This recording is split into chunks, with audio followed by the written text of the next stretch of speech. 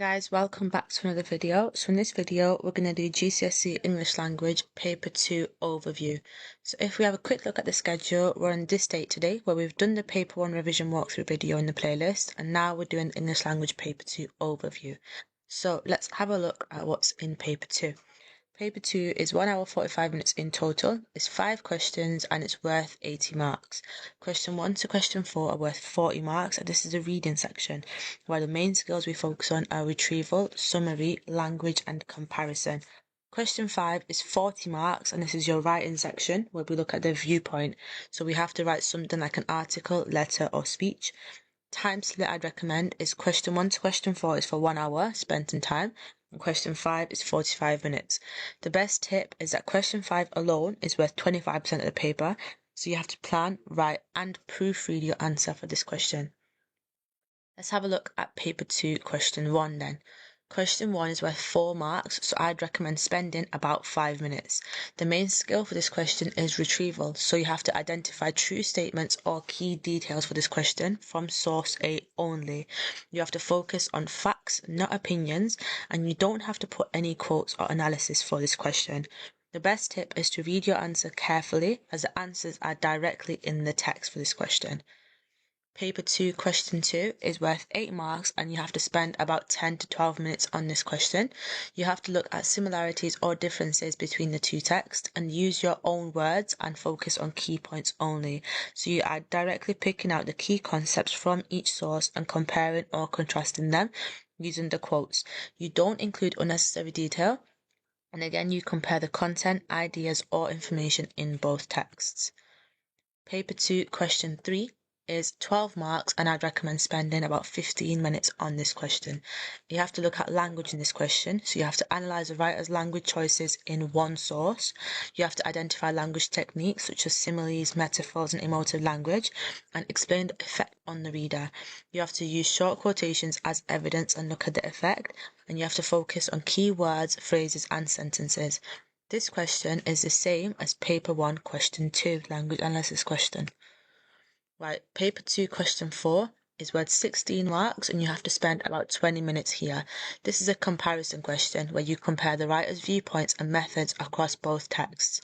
You have to focus on key ideas, tones and methods and use evidence from both texts. For this question, you have to analyse how and why writers present their views, and you have to write in your own words and include brief quotes for support in your answer. Paper 2 question 5 is worth 40 marks, and you have to spend about 45 minutes on this question.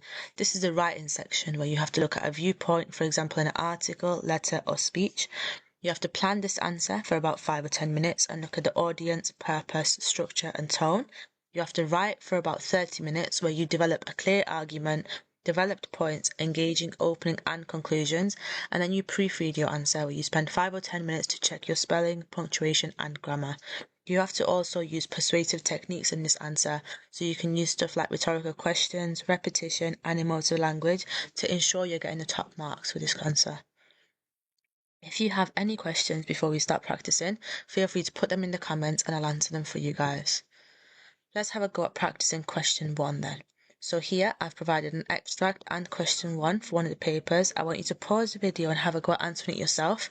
When you're ready to check your answers, press play so we can go through it together. Right, let's go through it together. So the first part that was correct is that lots of people tried to get into medical school. That can be shown through the pink quote here where it says medical schools are oversubscribed tenfold. The next one that's correct is that Adam Kay's musical qualifications helped to get him a place at medical school. This can be shown where it says my distinctions in grade 8 piano and saxophone alongside some half-hearted theatre reviews for the school magazine qualified me perfectly for life on the hospital wards. Next one is that Adam Kay was excited by the thought of becoming a doctor, which can be shown through the quote, the buzz of knowing I was going to become a doctor one day. And last one is the time that it took for Adam Kay to become a doctor went slowly, which can be shown through the quote, those 6 long years. Make sure if you have any questions to put them down in the comments so I can answer them, and make sure you check the other videos in the playlist for your revision.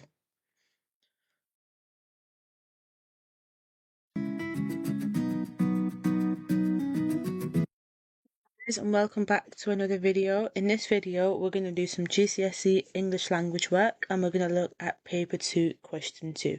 So if we look at the schedule, you can see we're on this day over here. And paper 2, question 2 is a similarities or difference question between two texts. So this question is worth 8 marks and I would recommend spending about 10 to 12 minutes on this question. Like I said, it's a similarities or differences question between two texts. The best tips I can give you are to use your own words, focus on key points only, and do not include unnecessary detail. This question tests your ability to compare content, ideas, and information. Let's have a look at practicing question 2 then. Question 2 will look something like this. So it says, you need to refer to source A and source B for this question. The doctor in source A and the nurse in source B are working in different places. Use details from both sources to write a summary of what you understand about the different places in which the doctor and nurse are working for 8 marks. So I'd recommend pausing the video now and having a go at annotating and analysing this question, and when you're ready, press play so we can do it together. Right, let's have a look together. The first part I highlighted was source A and source B, and this tells us that for this question we need to look at both extracts together. The next part was the focus of the question, which says working in different places, and this shows us we need to focus on differences in this question, not similarities. Here I've pasted source A, so you can pause the video and have a little read of it if you like. And here I've posted source B, so you can have a little pause and read of it if you like. This is the way we're going to plan our answer for this question. So this is the part where you put the section, for example, intro, middle, end. This is where you're going to put what the focus is on. Here you're going to put parts of source A and parts of source B, and then we're going to look at comparing and what inferences we can make from the sources. So pause the video now and have a go at making your plan based on source A and source B, and when you're ready to look at mine, press play. Right, for mine, I've put in the intro section, the focus is on the overview of both writers. In source A, this is based in a modern hospital where it is structured, clinical and overwhelming, whereas in source B, it is located in a war wharf where it is open, chaotic and emotional. And the inference that I've made is that both individuals care for others under pressure, but their environments are very different. For the next section, I've looked at paragraph 1, and I've said the focus is on the physical environment or setting. This can be seen in source A's quote, ward after ward, where there's enclosed areas, it is repetitive and it's impersonal. The quote, endless stream of patients suggests the environment is very busy and stressful. In source B, the quotes, busy scene, crowded with shipping and sick and wounded soldiers shows that the setting is outdoor, noisy and full of life. The inference shows that the environments are both demanding and crowded, but the hospital is controlled and procedural, whereas the wharf is raw and human. In the next section of paragraph 2, I've said the focus is on the atmosphere and the emotional experience. This can be shown in the quotes in source A, one man, mobile, untrained A&E department, which shows the environment is lonely, pressured and mechanical job for the doctor in source A, whereas in source B, the quotes, touch my hand, God bless you, show it's a warm, compassionate, emotional job. The inference from here is that K feels isolated in a modern system in source A, whereas C. Cole feels connected through kindness and empathy in source B. Here I've written a paragraph based on my first section of the intro. Let's have a read. So I've said, both the doctor in source A and the nurse in source B work in medical settings where they care for people in difficult situations. However, the places they work in are very different in atmosphere and experience. Whereas Adam K's modern hospital is controlled, structured and overwhelming, Mary C. Cole Wharf is chaotic, emotional and full of human compassion. Let's have a go at analysing this paragraph. So in pink here, I've put the point, which is the overview of the paragraph. In orange, I've put an explanation of how the places are different. And in yellow, I've put a comparison between both places. The next paragraph is paragraph 1, where I've described the physical environment and setting of the places. So I've said, in source A, Adam K's hospital is presented as an organised yet exhausting place, whereas in source B, Mary C. Cole's Wharf is busy and full of life. K describes ward after ward and constant emergencies, which shows that his environment is enclosed, pressurized, and dominated by systems and procedures.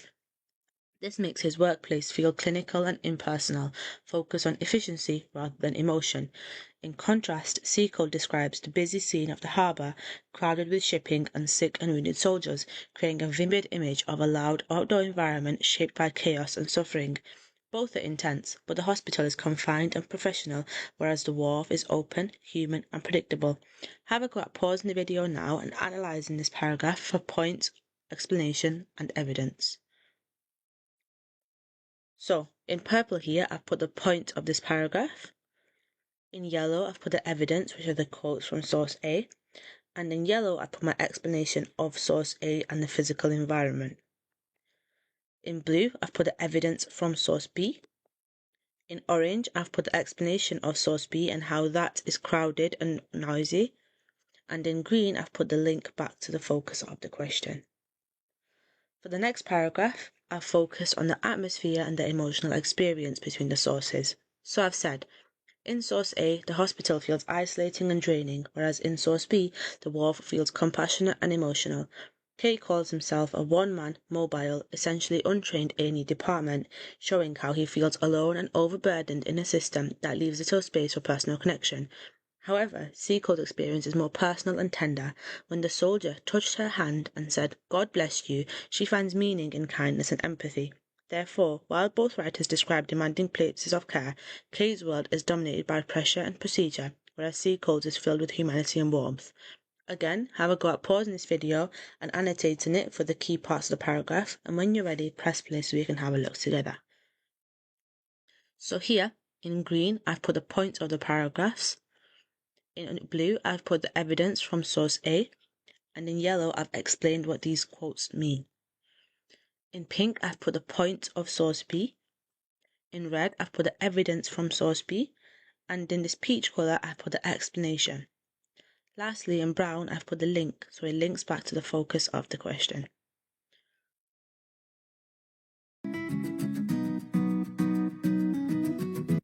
Hey guys, welcome back to another video. In this video, we're going to look at GCSE English Language, and we're going to focus on Paper 2, Question 3. So, Paper 2, Question 3 is worth 12 marks, and I would recommend spending about 15 minutes on this question. The main task is to analyse how language is used to create effects. So it's the same as Paper 1, Question 2, but it's just worth a few more marks. The skill you have to demonstrate for this question is zooming in on key words, phrases and language techniques, and you have to use short quotes and explain the impact on the reader. My main tip for this question is that if you're doing detailed paragraphs for this question, 3 to 4 is more than enough. Let's have a look at practicing question 3 then. Here is the question. So it says, you now need to refer only to source A from lines 30 to 39. How does the writer use language to describe working night shifts at the hospital? And this is worth 12 marks. I would recommend pausing the video now and having a go at analysing and annotating this question and having a look at what they are asking from us. So pause the video now and have a go. Right, let's have a look together. So, the source A and lines 30 to 39 shows that this question is asking for us to look at a specific part of the source. The part where it says working night shifts at the hospital shows that's our focus of our answer, and we have to make sure all of our points link to this.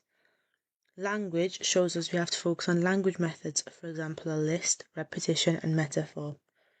Here is the extract we have to focus on for this question. So I want you to pause the video now and have a go at picking out a few quotes that demonstrate what it's like working night shifts at the hospital.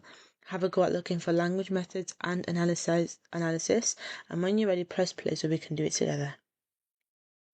So the first quote I've picked out is made hell look like Disneyland, and I've said this is an example of hyperbole and contrast because hell is demonstrating pain and suffering, whereas Disneyland represents joy and perfection. And here this is used to humorously emphasize how terrible and chaotic night shifts are. If I write it as a paragraph, this is how it looks. So I've said the writer uses language to describe night shifts as horrific and overwhelming. This is shown through the hyperbole and contrast in the phrase made hell look like Disneyland. This suggests that the shifts are so awful that even the happiest place imaginable seems pleasant compared to them. The extreme exaggeration highlights the chaos and misery of his experience while maintaining a humorous tone. This makes the reader feel shocked but amused, understanding both the horror and absurdity of his situation. Here, let's have a look at analysing it for point, evidence, explain, link. So in yellow, where it says night shifts are horrific and overwhelming, that's an example of our point in this question. The orange here is the quote, made hell look like Disneyland. Blue is my explanation in this paragraph, and purple is my link back to the focus. The next quote highlighted is sailing the ship alone, a ship that's enormous and on fire, and that no one has really taught you how to sail. This is an example of an extended metaphor. The ship here represents the hospital, which is large, complex, and dangerous, and the image of it being on fire evokes chaos and urgency. The quote, no one has really taught you how to sail, reflects Kay's feelings of being unprepared and supported. Here, this metaphor is vividly used to communicate his fear and responsibility, and it helps readers to imagine the overwhelming situation. If we add as a paragraph, it says, the writer uses language to describe his experience as chaotic and frightening. This is shown through the extended metaphor, sailing the ship alone, a ship that's enormous and on fire, and that no one has really taught you how to sail. This suggests that Kay feels out of control, unprepared, and surrounded by danger. The burning ship represents the hospital, large, unpredictable, and difficult to manage. This makes the reader feel sympathetic and anxious as they picture him struggling alone in a dangerous and stressful environment. Pause the video now and have a go at analysing this paragraph for points, evidence, explain, link. And when you're ready to have a look, press play. Right, so here in purple I've highlighted the point of it being chaotic and frightening. In pink is my extended metaphor evidence quote. In orange is my explanation. And lastly in yellow is my link back to the focus. The next quote I highlighted was one man, mobile, essentially untrained A&E department, which is an example of listing and irony. Here, one man suggests isolation, whereas mobile implies he's constantly moving without rest.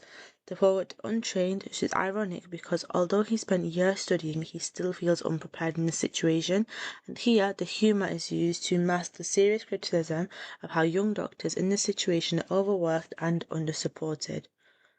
If we write to the paragraph, it says, the writer uses language to describe himself as isolated and unprepared.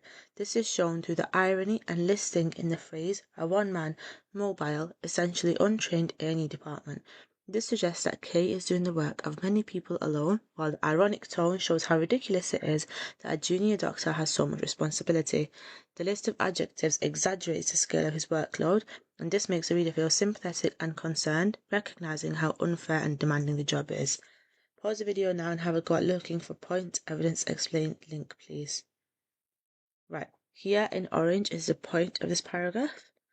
In yellow is my evidence and my quoting. In purple is my explanation, and in pink is the link back to the question. This purple quote here says, getting drenched in bodily fluids, reviewing an endless stream of worryingly sick patients. This is an example of vivid imagery and exaggeration. Here, the grotesque image of being drenched in bodily fluids shocks the reader and highlights the unpleasant realities of the hospital work. The phrase endless stream suggests constant activity and no break in the chaos, and the word worryingly shows his concern and responsibility despite the grim humour used. Here, the mix of dark comedy and realism makes the scene both revolting and sympathetic, and it helps readers to appreciate his dedication. Let's have a look at this in a paragraph. So I said, the writer uses language to describe the reality of his job as unpleasant and physically draining. This is shown through the vivid imagery and adjective choices in getting drenched in bodily fluids, reviewing an endless stream of worryingly sick patients. This suggests the grim, messy reality of hospital work, while endless conveys the sense of continuous struggle and fatigue. This makes the reader feel disgusted yet admiring, appreciating the emotional and physical strength needed to keep working in such conditions. Here in pink I've put the point, in yellow is my evidence, in blue is my explanation, and in green is my link back to the question.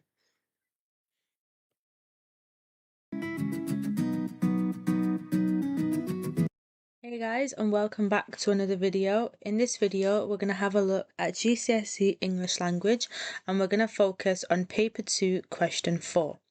So when we look at paper 2 question 4, we have to notice it's asking us about the similarities or differences between two texts.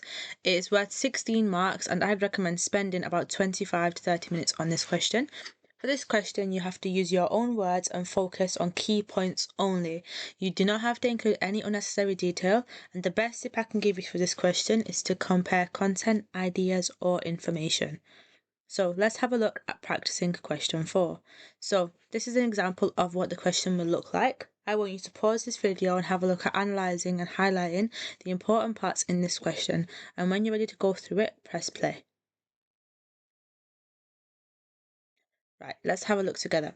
So the part where it says whole of source A and whole of source B shows we have to look at all of the source and both of them together.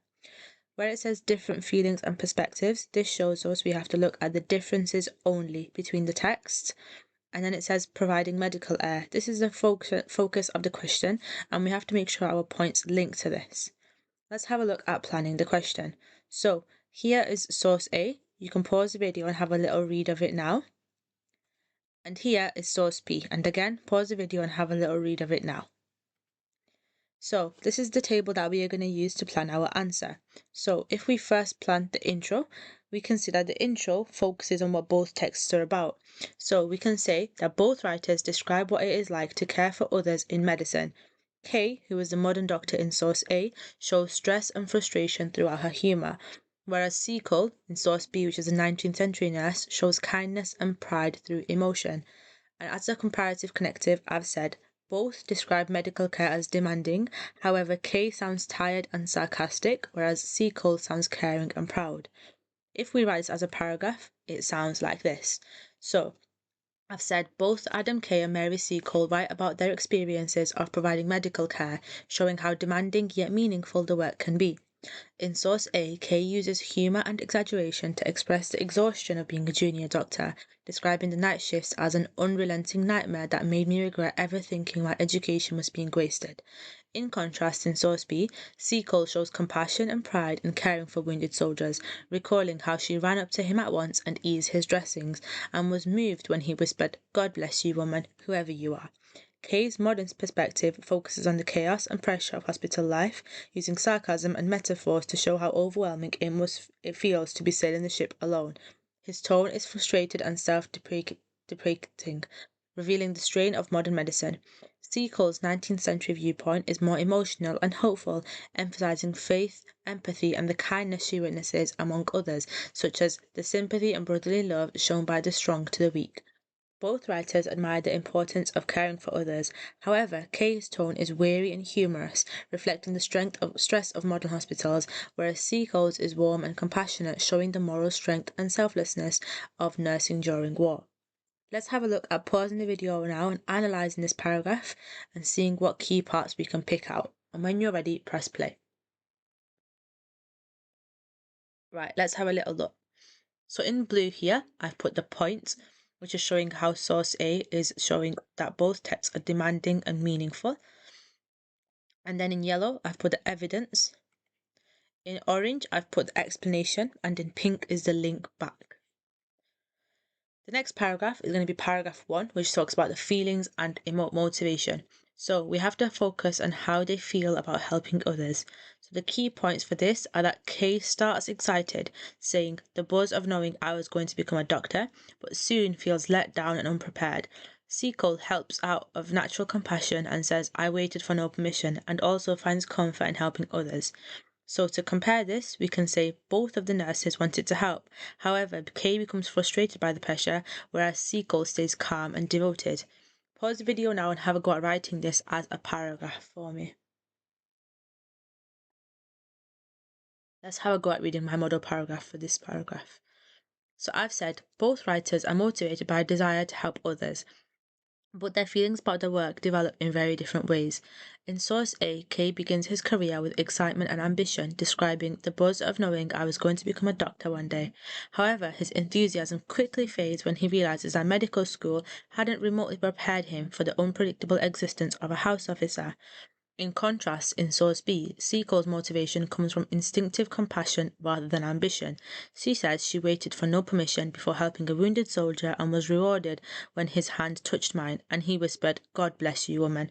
Kay's language shows how his early optimism turns into frustration and disillusionment as he experiences the reality of hospital life. His use of humour and exaggeration reflects how he copes with disappointment and stress. Seacole's words, however, reveal genuine emotional warmth and faith. Her actions come from moral duty and kindness rather than obligation. Both writers care deeply about helping others. However, Kay's motivation weakens under the pressures of modern medicine, whereas Seacole's compassion strengthens as she finds her purpose and dignity in caring for the sick and wounded. Let's have a go at analysing this paragraph. So in pink, you can see our point for this paragraph. In yellow are our quotes and evidence to back our point. Explanation is here in blue, and our link back is here in purple. The next paragraph is paragraph 2, where we talk about the experience and tone. So we have to look at what both of their work is like and how they are describing it. So as a little plan, we've said Kay describes chaos and night with humour and exaggeration. This can be seen through the quote, "a ship that's enormous and on fire."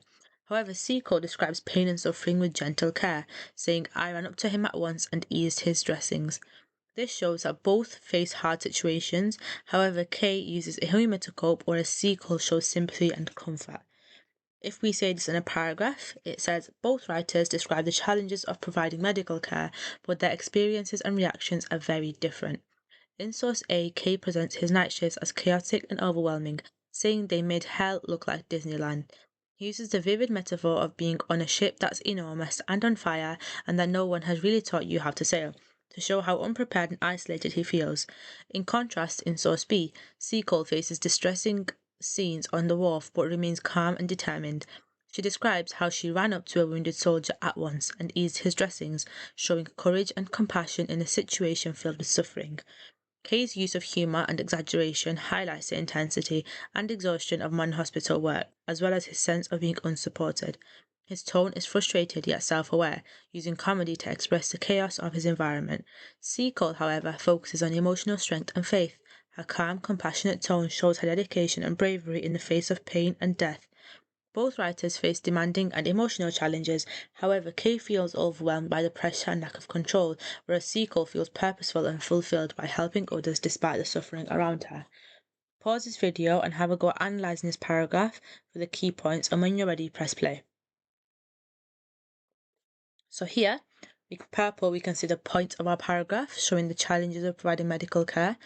In yellow are our quotes and evidence. In orange is our explanation. Lastly, in pink is our link back to the focus of the question. The last paragraph we're going to do here is the conclusion, where it's our final summary. And we've said that both of the nurses think that caring for others is important. Kay shows the struggles of modern medicine, and Seacole shows the goodness and bravery of nursing. So to compare this, we've said both see care as meaningful. However, Kay's tone is realistic and drained, whereas Seacole's is warm and inspiring. As a paragraph, I've said both Adam Kay and Mary Seacole show that providing medical care is emotionally demanding but deeply meaningful. In source A, Kay reflects that even though the work was hard and the hours bordering on inhumane, he still felt a sense of pride, saying, "I was a doctor now." In contrast, in source B, Seacole finishes by admiring the sympathy and brotherly love shown by the strong to the weak, celebrating the kindness she witnessed among those who cared for the wounded. Kay's ending suggests that modern medical care brings exhaustion and sacrifice, but also accomplishment and purpose. Seacole's conclusion, however, focuses on the goodness and compassion of humanity, showing that helping others is both morally and spiritually rewarding. Both writers convey deep respect for those who dedicate themselves to caring for others. However, Kay's tone is realistic and wary, reflecting the pressures of modern medicine, whereas Seacole's is uplifting and heartfelt, celebrating the compassion and courage found in nursing during wartime. If we highlight and analyse this paragraph together, we can see in pink we have our point of the paragraph, in orange are our quotes and evidence, in green is our explanation, and lastly in yellow is the link back to the focus of the question.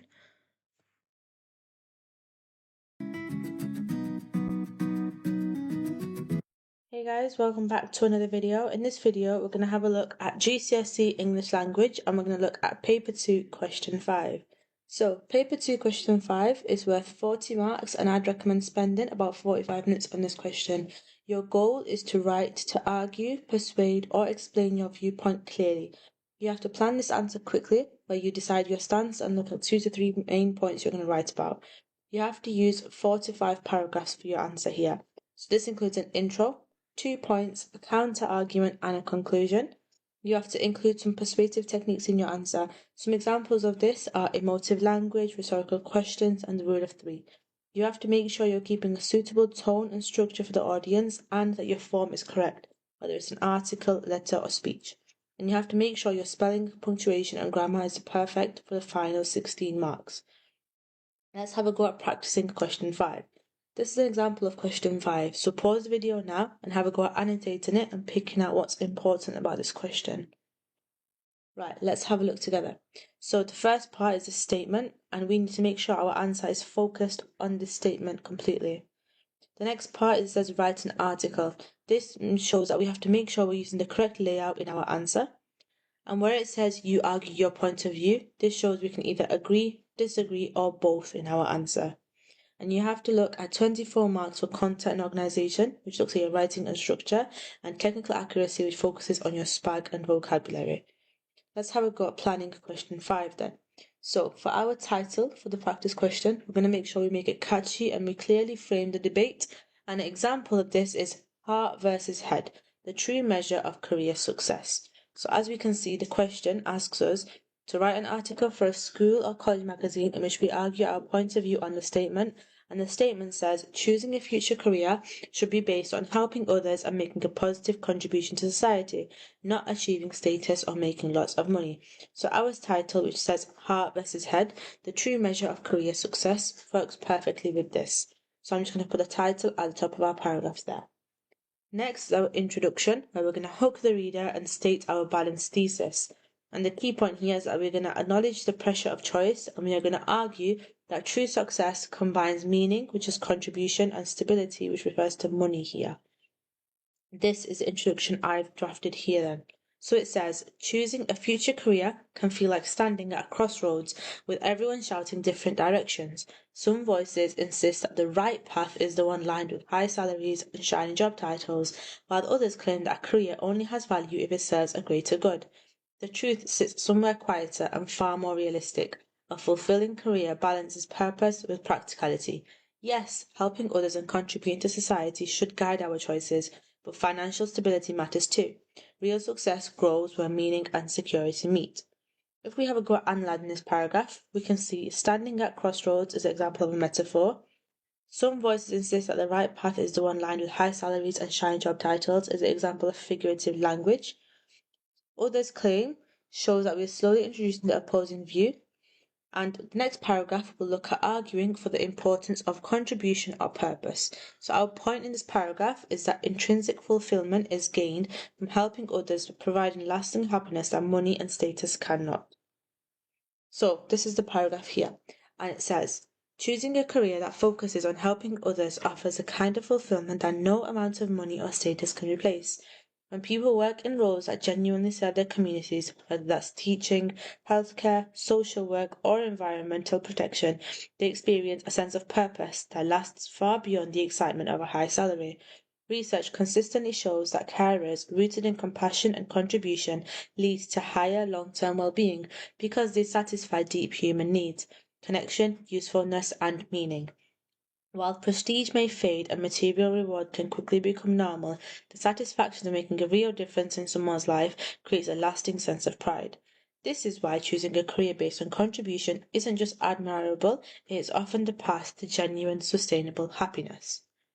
Here you can see no amount of money or status is an example of contrast. The orange quote here are concrete examples of what I'm talking about in the paragraph. And the pink quote here shows we are using research and general evidence to back up our point. The yellow quote shows we are using a concluding line with a strong judgment and we're clearly linking back to the question here. Next paragraph is where we argue for the necessity of money and provision, and the point we're going to make in this paragraph is that financial security is practical and essential, and ignoring money leads to stress, burnout, and it limits your ability to help long term. If we look at this paragraph, it says, while purpose is vital, it would be naive to pretend that money does not matter. Financial security is practical, necessary, and forms a foundation for a stable life.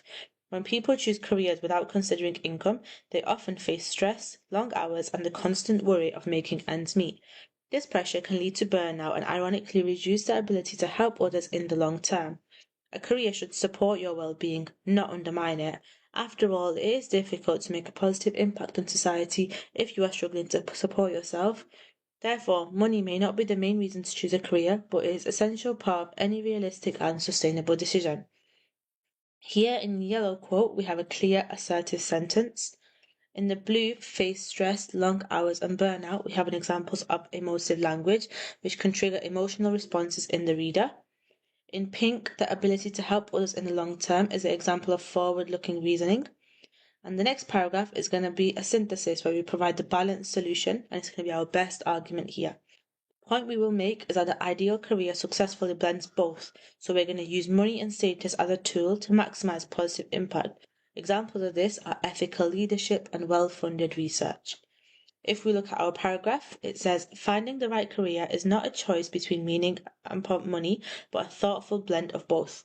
In reality, financial security gives people the freedom and stability to make a meaningful impact without burning out, while purpose provides motivation that keeps them committed and fulfilled.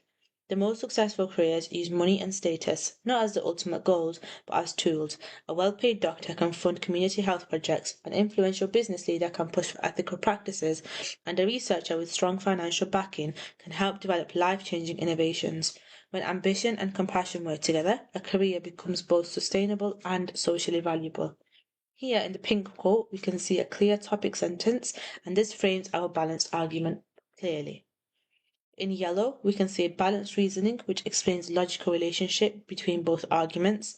And in green, we can see strong, concrete examples to back up the point we're making in this paragraph. The conclusion is where we are going to summarize and end with a strong final thought. And we will reiterate that it is not an either or choice here. We're going to urge peers to seek careers of worth and wealth together. So, we have choosing a future career should never be reduced to a simple battle between passion and pay. As students preparing to shape our futures, we must recognise that both purpose and practicality matter. Rather than treating them as opposing forces, we should aim for careers that allow us to make a meaningful contribution while still providing financial security. In the end, the most rewarding path is the one that offers both worth and wealth, a future built not just on what we earn, but on the difference we make. If we analyse this paragraph, we can see in green here we have a strong opening sentence that reframes the entire debate immediately. In orange, the word we is a pronoun with direct address and it builds rapport with the audience, meaning you feel like a community. And then in blue, we can see a balanced reasoning and modal verb example where we use persuasive language without sounding forceful.